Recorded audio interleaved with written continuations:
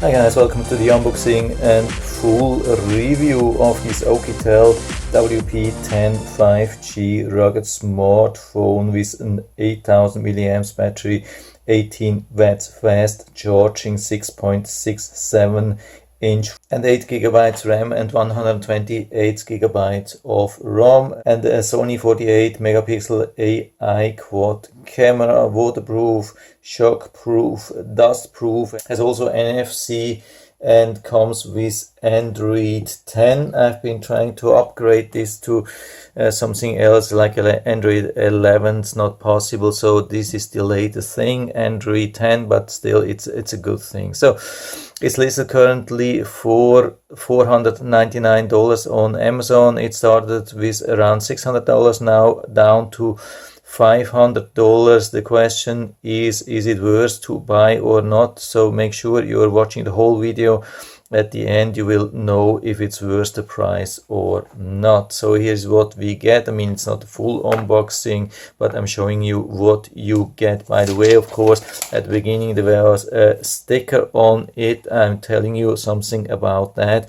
And here we have some small instructions manual, not much, just telling a little bit about the buttons if you're interested. There's really not much, actually not needed. And yeah, we get the USB-C charging cable. That's important. Yeah, it can only be charged through the cable. There's no wireless charge, and that's of course my first complaint here. Yeah, for a phone for $500 in 2021, we should definitely expect that it has some wireless charging support, especially with these rugged phones where we have this opening which are protected and more difficult to charge. Yeah, here we have a powerful charge. It's working worldwide. I mean, for 100 to 240 volts. It's a powerful one. It really supports quick charge. I mean, it has also support for high voltage charge and 18 watts. So it's not just fast charger, it's a real quick charger. Here we have a 3.5mm audio jack adapter which you can use on the USB-C to use your headphone. That's everything what you get. It's not much. I mean, we don't need a lot, but it's quite simple what we get for the high price. I mean, we get a large device. It's not a small thing, it's a very large thing. I'm telling you more about this thing, but I would expect a little bit more for the price. So here we have this cover. It's really important that you remove this cover really gentle. Be really careful. Here on the top we have a flap here. Move it really gentle, because underneath we have already a normal or like a regular screen protector. So if you are not careful, you lift also up the normal screen protector and then you get some bubbles. I mean, you can push the thing back, but it's actually pretty nicely applied, so make sure that you don't destroy this thing. It has a little bit of a bubble here around the camera, but apart from that, really nicely applied. So I'm going to show you really quickly the hardware. So it's really a heavy thing. It's a large thing, of course, with this 6.67 inch screen, but it doesn't fill the whole area. I'm going to show you that. I mean, here we have the hole punch camera. I'm going to show you that later on. Here we have it from the side. What's unique here is this SOS button. We have this really rare, also with rugged phones, it's a rare thing. If you like this thing, you can configure this in the settings and then you add some SMS, I mean text numbers or so. If you push this thing, then it will send text messages, maybe even call somebody. I haven't tried this thing. It can be a nice thing. Then we have this dedicated button here. It's called PTT, push to talk, but you can configure it to anything like screenshots, or use it as an underwater camera button, or start any kind of apps or so. Then here at the bottom we have this opening which is protected. I mean, that's the USB-C port. I mean, the good thing is it's easy to remove and easy to put it back, and I think it has a nice protection here. You can see it's nothing crazy, but I think it does a good job on protecting this port here. But again, we don't have wireless charge, so every time you have to charge this thing, you have to open this. I think there's a microphone here and probably also microphone here. It was just mentioned, I think, underneath here. We also have this hand strap holder here. It doesn't come with a hand strap, but at least you have a holder. If you need that for larger phones, it can always be helpful. Then on this side we have the SIM card tray. It's a little bit difficult to open. I mean, not really. Just use a small screwdriver. You go underneath and then pull it out. It's no big deal. And you have two SIM slots actually on top of each other. Here we have the SIM 1 and underneath we have a SIM 2. Just make sure that it's properly flat when you push the thing inside. So apart from that, really easy. You can see it has also a nice seal. We push it back and it's secured. Then we have this fingerprint sensor here. It's not a bad thing. Usually it's pretty fast, but sometimes it's almost goes into sleep mode and then it's difficult to use. You can see usually it's pretty fast. Sometimes it's a little bit lagging. It's not really bad, but yeah, I would say for this price range should be maybe a little bit better. But at least we have enough space because this thing is very thick. It's not only large and wide, it's also pretty thick. The good thing is we have a lot of hold here. It's really nice, easy to pick this thing up. You don't have to be worried that you're not picking the thing up easily. A lot of phones, they are so thin and then it's difficult to pick them up. Here is this thing, you have really something in your hand. This looks almost like a camera button. It's just the power button here, and then we have the volume up and down. On the top, again, there's not much, probably just another microphone thing. Then we have the camera here in the back. Yeah, I've always been wondering what this thing here is. I haven't found out what these pins are. Maybe I'll find out later on. Here we have the camera, I mean 4 cameras. One I think normal, one wide, one macro, one for the depth. We have the illumination here. And so what's definitely somehow missing here is an infrared camera, also infrared illumination. At this price range for a rugged phone, it would be nice to have an infrared camera. I mean, a real infrared night camera, which some of the rugged phones have. Here we don't have it. Also, it comes with a little bit of a camera bump. I mean, this thing is so thick. Why would we need a camera bump? I mean, it makes it a little bit unstable. You can see when you're typing this thing here, it's moving. It's not crazy moving, but it's moving.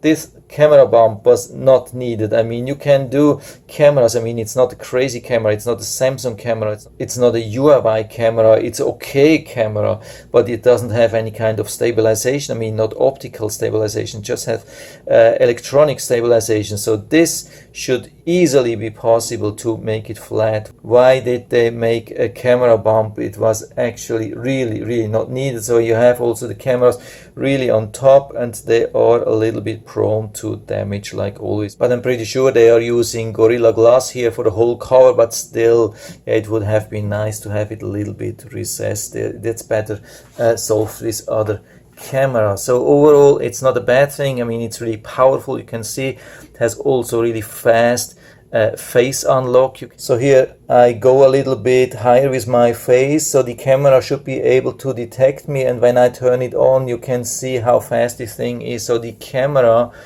is pretty fast, and it's also a quite nice face. I mean, front camera, I would say it's not a bad thing. What we have here as a desktop or user interface, that's the quick steps thing. I think it doesn't have any kind of setting. It's just here. I mean, it's easy to use. You can hold something and then push it here, build some groups, move it out again, back. You can add some widgets, but there's not much. You can see home settings. There's really not much here. It's a little bit disappointing. I mean, we have a huge space. Would be nice to have more icons here. Maybe put 5 icons side by side, or even add more here. It has height, but of course you can use your own launcher like the Nova launcher. You can see how much nicer this looks with more icons. The problem, I mean, you can use the thing here, no problem.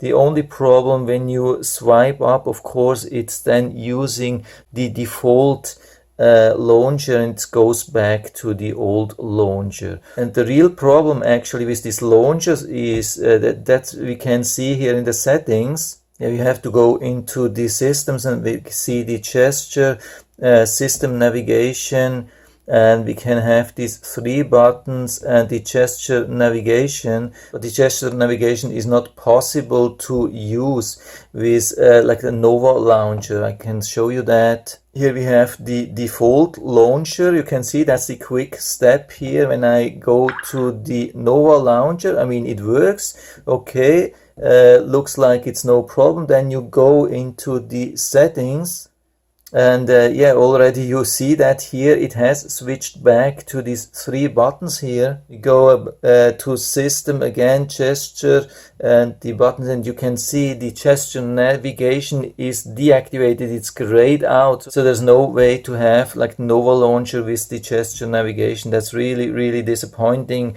I have seen other Android 10 phones where it's still possible. I mean, you have to activate the gesture navigation every morning, but then it lasts for the whole day. Here it's not even possible to activate like for 1 day. So I've activated quick step again. You can see, and I can use the gesture navigation. I mean, gesture navigation here works really good. You have the task manager here also on the side like normal. Good thing. So works very good actually. I mean, there's a lot of space here.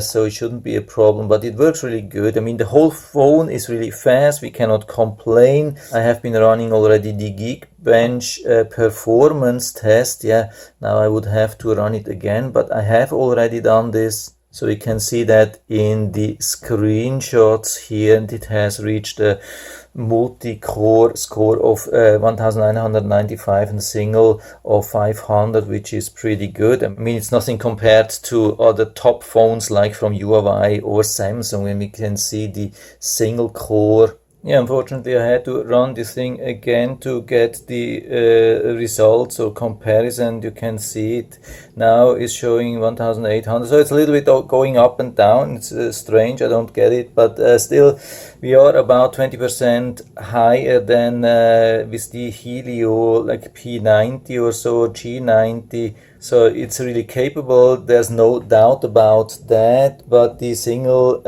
core score, you can see, I mean, that's just a little bit above 50% of Samsung or so. And when we go to the multi-core, we have an 1800 compared to 3.1. I think the latest Snapdragons have around 4000 or so. I mean, there are also more capable MediaTek processors. I mean, I'm not complaining. I mean, it's really fast. I mean, we still have some comparison here in this list, some like Pocophone F1 or so, which is still a pretty good phone. So this is pretty fast, definitely, no doubt, no scam regarding the CPU. We can also see the free space. There's still 100 gigabytes free after installing about 300 apps here. That's crazy. Battery 96%. Unfortunately, there's no real good battery app here. It doesn't show how much remaining time we have. Would be nice to have this, but we have some basic functions. Then we have this glove mode here. You can activate gloves mode, so it's easier to use when it's cold, you're outside with gloves. Then we have this SOS call function here, which you can configure with some contact information, even flash and so on. And the Android version, you can see Android 10 security patch December 2020, which is okay, absolutely, but it is no Android 11. I mean, Android 10 is okay. I mean, it will be good for many years. You don't have to be worried that you cannot run all the apps or so, but it's a little bit disappointing that we cannot use a different launcher successfully. And here's a camera. Yeah, camera. Probably a lot of people have been waiting for that. Yeah, go a little bit closer, and maybe I can show you a little bit, not much here, but we have this zoom here. That's a little bit difficult to use, but you can also use this thing, and you can see we have a wide angle. Yeah, it is around 120 degrees or so. When we push this thing, when we put this thing here, you can see it's definitely more than 90 degrees angle. Absolutely, it's a really wide angle thing here, and you can go up to 10 times zoom. Yeah, of course, not short distance, but you get the point here. It's really working. Here on top, this thing here is absolutely not working. The best is if you're using this thing here. Yeah, what I have to say, the wide angle is only working when you have the artificial intelligence disabled. Yeah, put this thing back here. Yeah, by the way, yeah, let's go back again back to the video. Yeah, video is okay. It has some kind of delay, you can see, so there is a little bit of stabilization, but you cannot configure stabilization, and the stabilization level is pretty low. Then we have normal photo, we have the beauty, we have the face cute, we have bokeh, we have macro lens, we have night mode, but again, no infrared mode. When we go back here, it's sometimes a little bit difficult to use, not extremely, but it is not perfect. Here we have also the front camera. You push here and then you can see the front camera. It's not a bad thing, it works really good colors. I mean, in general, the quality of the camera is really not bad. By the way, here we have the AI function. It can help in different situations. What we don't have, you have to be careful, you cannot go into the wide angle. When you have the AI activated, you can see it's different. I had to find out this thing here. With the AI, it's deactivating the wide angle. The settings are really good. Here on top you have, when you click on this thing, you have already a couple of really important settings like the 16:9. So you can change the format here, like usually the 16:9. Then we have this square thing here, we have the timer, we have HDR, which we can activate, face detection, and much more settings here. So in general, the quality of the camera is not bad, but it's also not perfect. I can show you a couple of images here. So here I have been doing some pictures this morning and also in the night, and it's not bad, but what we see is that they are very heavily processed. For my taste, a little bit too much processed, but the colors are not bad. They are very accurate, it's pretty sharp, good white balance. You don't have to be worried that there are total losses. Usually when you click on the release button, then usually you have a decent image. So you can see I have also made a couple of them during the night. Here's some video recording. You can see the quality is really good. I mean, it's usually depending on the CPU. When we have fast CPU, then we have good video quality, and it's definitely one of the better videos which I have seen from rugged phones. And here also inside macro mode, you can see some bokeh, automatic bokeh effect with the macro. Then we have here some HDR, which works really good, because with some cameras it would be absolutely dark. You can see, I think the one here was without here, and then you can see some with the HDR. It's definitely improving the whole situation. Yeah, colors are really nice. I mean, we have the screen, nice blue, green, everything is pretty accurate. During the night I have even been using 10 times zoom here. For 10 times zoom it's not bad, I would say, but you can see it's a little bit heavily processed, especially in the middle. It's actually pretty good. On the outside, yeah, it has some problems, and there are some errors in the processing, of course, but it's not a bad thing. I would say for a rugged phone or for an outdoor camera, it does a really good job. Of course, the wide angle is making it even more dark, so it's really good, I would say, but it doesn't have any kind of optical image stabilization. You cannot expect this. With some other phones which are not rugged at this price range, you would get optical image stabilization, but not with this thing here. Of course, they are focusing on the size and the battery, on protection, and so on. Yeah, what I wanted to show you as well here, I hope you can see that it's saying VoLTE 5G. Here I've inserted a T-Mobile SIM card here and it's working pretty good. It does not do crazy things. I'm pretty far away from the next antenna, so it cannot do crazy stuff. It's not super fast 5G, but it's supporting 5G. This can definitely be very helpful. It has stable connection. Also Wi-Fi is really good and fast, and we have also voice. I would say the microphone is pretty good. I'm going to play something for you here. 1, 2, 3, 4, 5, 6, 7, 8, 9, 10, 1, 2, 3. Okay, yeah, pretty good, pretty natural. Yeah, I'm leaving here. So everything is working really good, but the speaker, the speaker is here. I would say, yeah, for this size, I would have expected a little bit a better speaker. It's definitely not stereo. It's not very powerful. It doesn't have any bass sound. I have seen smaller phones with better speakers, but it's not bad.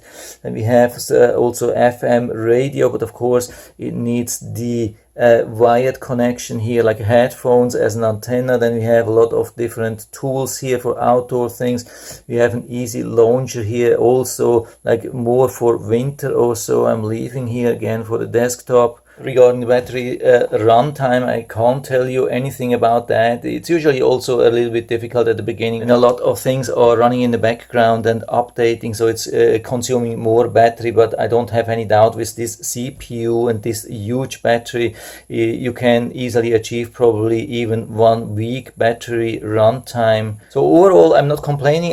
By the way, also the screen is really good outside. I've been trying this in a normal day here in Florida, almost noon, very bright sun.